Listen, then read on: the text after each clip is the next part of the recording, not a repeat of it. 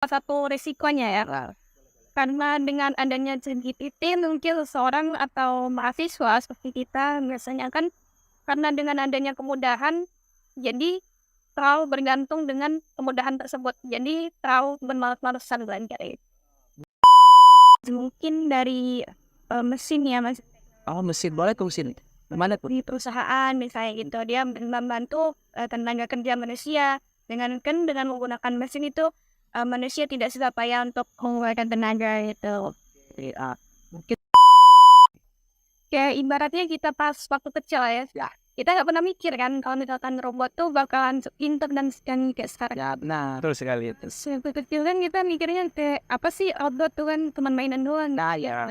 Beda lagi kalau sekarang nih bener-bener yang robot tuh canggih, pinter ya. Iya. Sepeda robot atau robot ini juga bisa berbahaya untuk kehilangan privasi kita atau tersebarnya data kita dan juga potensi pengganti pekerjaan oleh manusia dari robot ini. Selamat datang di PASI, Podcast Anak Sistem Informasi. Halo. Hai. Halo. Halo. Hai, hai. Hai. Oke. Sebelum masuk ke podcast, kita berkenalan dulu nih dengan teman yang lainnya. Saya sendiri, Sagita Lorenza, biasa dipanggil Agi, dari Program Studi Sistem Informasi Universitas Gunadarma. Boleh nih perkenalkan diri kalian. Dan saya sendiri bernama Rustina Meswindari, berasal dari Prodi Sistem Informasi dan Universitas Gunadarma. Biasanya dipanggil apa tuh? Kalau biasanya sih dipanggil Tina ya. Oke, Tina. Baik, yang selanjutnya silakan. Saya Rastia Azahra, saya merupakan mahasiswi Universitas Gunadarma dari Program Studi Sistem Informasi. Baik, biasanya dipanggil apa? Biasanya teman-teman manggil Aca. Aca, oke Aca. Oke. Saudara sebelah Aca boleh? Saya juga berasal dari Universitas Bina Dharma, dari Prodi Sistem Informasi. Dengan nama siapa? Oh iya, nama saya Satria Hakim Pratama, biasa dipanggil Hakim. Ya. Sebelum masuk ke materi, saya mau nanya dulu nih, kabar kalian bagaimana? Gimana nih kabar kalian hari ini? Baik, Baik. alhamdulillah. Untuk saya masih ada pertanyaan nih sebelum masuk ke materi. Kan kita sebentar lagi UAS nih. Gimana planning kalian atau rencana kalian untuk menghadapi UAS? Planningnya sih lebih rajin gitu ya. Kan bentar lagi juga UAS itu. Jadi biar ada persiapan lebih matang, jadi belajar aja. So, Kalau saya mungkin menyiapkan mental ya dan belajar lebih rajin lagi. Dan kalau mental tuh karena biasanya UAS kita tuh lisan gitu ya. Lebih banyak sih sebenarnya kalau dari saya juga sih lebih terutamanya belajar yang untuk persiapan UAS nanti biar lebih matang dan juga hasilnya memuaskan untuk kedepannya. Kalau menurut saya sendiri untuk UAS yang akan datang saya sih lebih yakin aja. Yang penting yakin ya gitu. Kita akan masuk ke materi nih. Materi kita pada kali ini menjelaskan tentang peluang dan resiko mengenai kecerdasan buatan. Nah, kita berbicara tentang kecerdasan buatan dulu nih. Ada yang tahu nggak sih apa itu AI atau kecerdasan buatan? Jadi AI itu atau artificial intelligence kan apa ya? Suatu kecerdasan buatan kan yang dimana dia diperuntukkan atau dibuat untuk mempermudah seseorang gitu dalam suatu urusan atau pekerjaan gitu. Oke, sedikit tambahan mungkin dari saya. AI merupakan kecerdasan buatan ataupun bisa disebut sebuah sistem yang ditanamkan kepada komputer yang memiliki teknologi menyerupai intelektual manusia. Oke. Nah, saya ingin bertanya nih, di Indonesia sekarang ada nggak sih AI sendiri? Menurut saya AI dari Indonesia ada nih. Yang pertama pula dari Indonesia. Apa tuh Kak? Ini Direktur AI Ardi. Ardi, apa sih Kak Ardi itu? Ardi yaitu adalah Artificial Intelligence Research and Development Indonesia. Dia juga dianggap sebagai Direktur di sebuah perusahaan. Jadi dari perusahaan PT Suryadama Investama atau lebih dikenal PT Bright Corporation, dan juga dia dirilis atau keluar pada tahun 2003 awal tadi. Mungkin ada sedikit tambahan ya guys. APRI sendiri dikembangkan oleh ilmuwan ataupun insinyur yang ada di Indonesia. Keren sekali ya, Indonesia memiliki AI sendiri ya. Nah, berbicara tentang AI tadi, itu kan APRI nih di Indonesia. Nah, untuk saat ini ada AI yang sedang marak-maraknya digunakan oleh masyarakat global, yaitu ChatGPT. Nah, saya akan menjelaskan pada kalian semua apa sih GPT itu. Nah, GPT itu merupakan chatbox yang dikembangkan oleh OpenAI, di mana OpenAI sendiri merupakan perusahaan yang dipegang oleh Elon Musk. Nah, GPT merupakan chatbox kan tadi. Nah, kita dapat bertanya kepada GPT itu. Misal nih, kita mau berjalan atau pergi kemana, kita kebingungan mencari outfit, kita dapat bertanya kepada GPT untuk mencari referensi. Nah, kalian ada yang tahu nggak sih perkembangan GPT itu bagaimana? Perkembangan GPT itu berawal dari GPT-1 itu ya, yang pertama kali dikembangkannya itu pada Juni 2018.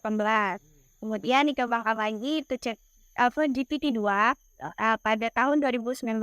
Nah, itu memiliki parameter yang lebih tinggi daripada GPT-1. Kemudian ada lagi selanjutnya itu GPT-3 diperkenalkannya tahun 2020. Jadi waktu pandemi ya? Iya, waktu pandemi. Nah, itu di 2020 dan dengan parameter yang lebih tinggi dibandingkan GPT-2. Nah, sekarang kan yang lebih sering digunakan itu GPT 3,5 tuh. Iya. 3.5. Kalian tahu nggak sih kenapa menjadi GPT 3.5 bukan GPT 3 lagi?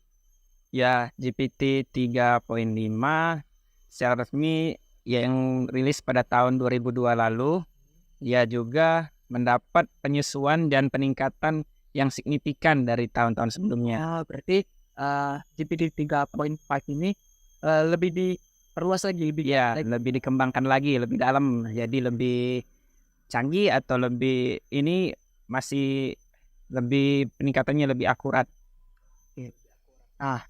Itu kan tadi kita berbicara mengenai GPT nih secara umumnya. Menurut kalian nih, GPT sendiri mempunyai peluang ataupun resiko nggak? Iya dong, pastinya salah satu risikonya ya. Karena dengan adanya ChatGPT mungkin seseorang atau mahasiswa seperti kita biasanya kan, karena dengan adanya kemudahan, jadi terlalu bergantung dengan kemudahan tersebut. Jadi terlalu bermalas-malasan belajar itu. Mungkin kalau menurut saya dari statement yang dibawakan oleh saudari Tina tadi, itu bisa mempersingkat waktu loh. Bukan jadi malas. Karena dengan ada GPT ini, kita nggak perlu lagi untuk membaca buku satu persatu untuk mencari sebuah jawaban dari sebuah masalah gitu. Jadi kita hanya bertanya pada chatbox GPT dan akan diberikan jawaban secara. Mungkin ada lagi tambahan mengenai resiko ataupun peluang dari GPT ini? Mungkin dia bisa juga penyebaran informasi yang valid gitu ya. Misal kita menghitung data ke sana itu, dia bisa memberikan data yang tidak valid kepada kita. Mungkin bisa jadi itu benar karena GPT kan merupakan sistem. Nah, kalau berbicara masalah sistem sendiri di awalnya manusia akan dimasukkan pada komputer. Nah, manusia memasukkan sistem kepada GPT yang dimana sistem itu berupa data yang tidak benar ataupun data palsu. Nah, bisa jadi data palsu tersebut dapat menyebar kepada pengguna GPT. Nah, pernah nggak sih kalian menggunakan GPT sendiri? Pernah dong pastinya. Gimana tuh cara menggunakan GPT? Kalian tahu? Nah, buat cara penggunaan ChatGPT sendiri itu kita bisa langsung ke Chrome ataupun mencari situs yang berupa ChatGPT. Kemudian kita masukkan atau registrasi gitu kan memasukkan mulai dari email ataupun nomor telepon. Kemudian nanti akan ada kode Verifikasi. yang mana kode tersebut nanti kita masukkan. Nah, setelah itu kita bisa mencari apa yang kita mau cari. Jadi GPT ini kita harus registrasi dulu ya. Ya, Nah, baik. Tadi kan GPT nih. Ada lagi contoh dari AI. Nah, yaitu robot AI. Nah, kalian tahu nggak sih robot AI itu seperti apa? Ataupun ada yang tahu mengenai salah satu contoh nih dari robot AI? Oh ya, ada juga nih. Nah, dari AI robot, contohnya Sophia the Robot. Baik, Sophia the Robot. Ini menarik nih. Ya, Kayak pernah dengar tuh. Apa tuh? Sophia the Robot ini adalah robot AI, robot humanoid yang menyerupai manusia. Ia juga robot terpintar di dunia.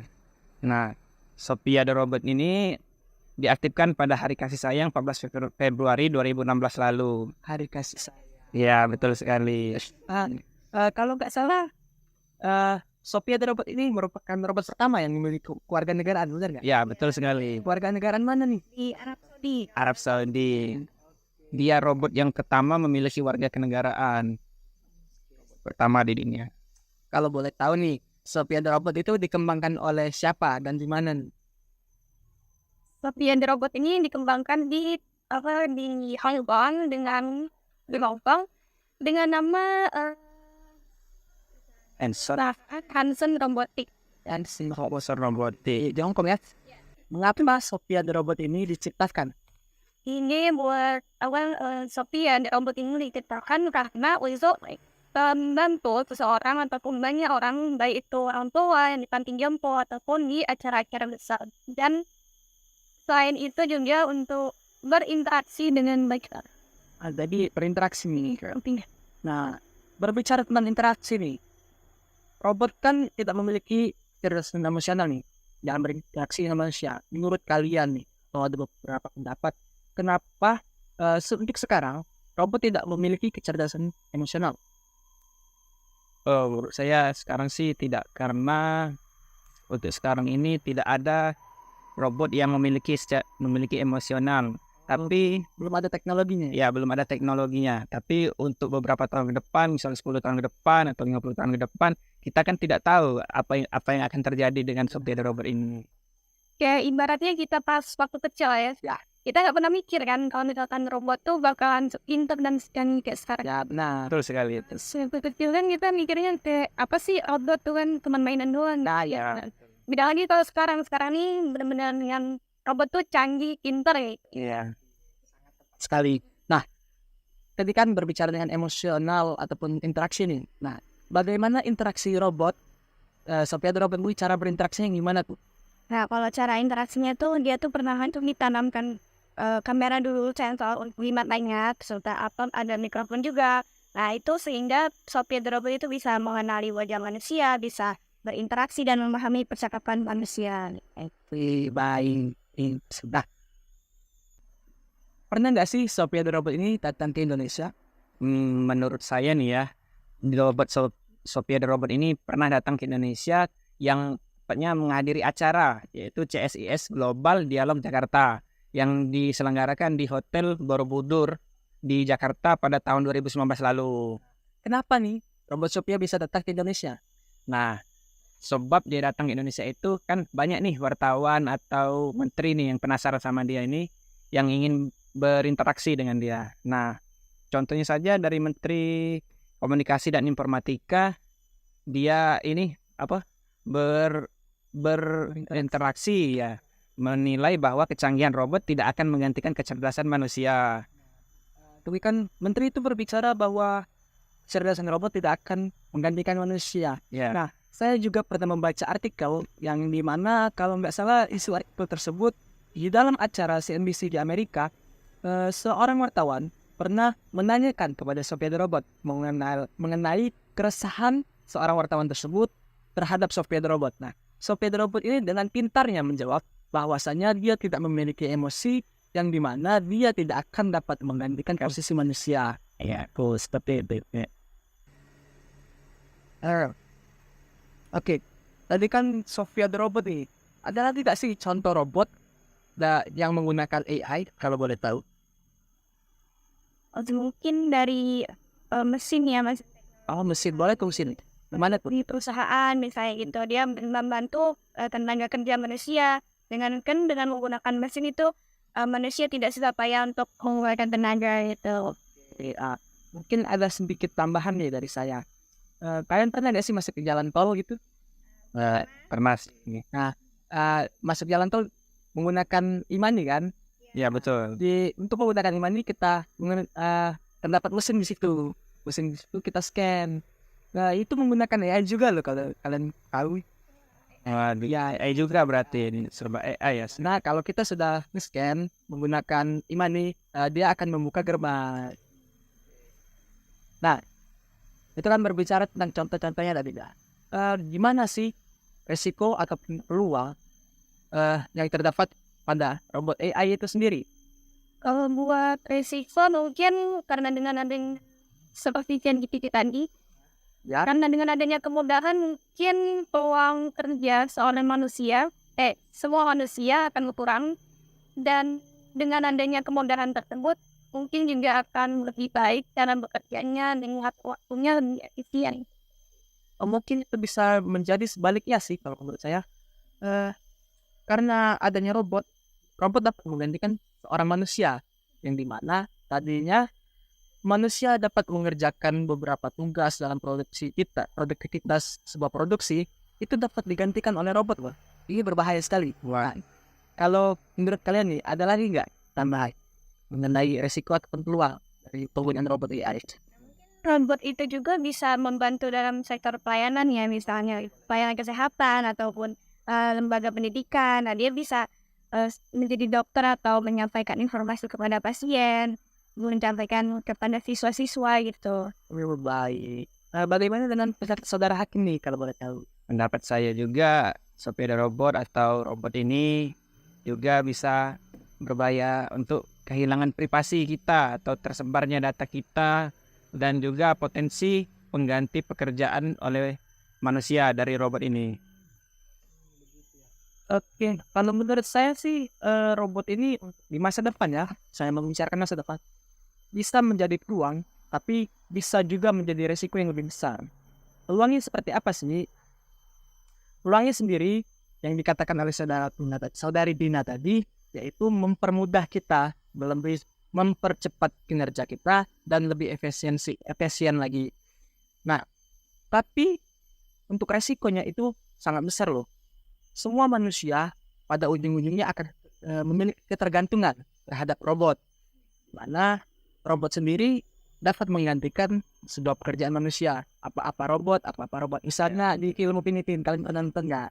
Ya, sering. Di film Pinipin kan robot pun bisa ngamen gitu, bisa main alat musik, Iya, betul. bisa bisa Robot sih. bisa berjualan gitu. Manusia di sana sangat sedikit kita karena sudah digeser oleh kehadiran robot. Robot itu sendiri. Oke, saya rasa cukup untuk pembahasan kali ini mengenai ChatGPT dan robot AI. Nah, ada nggak sih kesimpulan kalian terhadap materi yang kita bawakan pada kesempatan kali ini? Menurut saya pribadi, kesimpulan dari materi-materi yang kita bahas itu adalah pengguna dapat memanfaatkan teknologi untuk berbagai keperluan mulai dari asisten virtual ataupun lainnya gitu. Nah, jadi penting bagi kita ya untuk memahami dan mengelola perkembangan AI itu dengan bijaksana gitu, dengan mempertimbangkan implikasi dan dampaknya terhadap kehidupan manusia. Atau, nah, saya jadikan satu nih ya. Untuk sekarang kecerdasan buat itu sangat berguna untuk kehidupan manusia. Nah, tetapi saya memiliki keresahan untuk di masa depan karena kecerdasan buatan ini dapat mengganggu manusia itu sendiri. Oleh karena itu, kita bersama-sama marilah menggunakan dan menjaga kecerdasan buatan ini agar tidak dapat dijalankan atau dioperasikan untuk menjalankan hal-hal yang tidak kita inginkan. Saya rasa itu semua dari kami. Kami tutup. Terima kasih. Pak Asi. Podcast Sistem Informasi.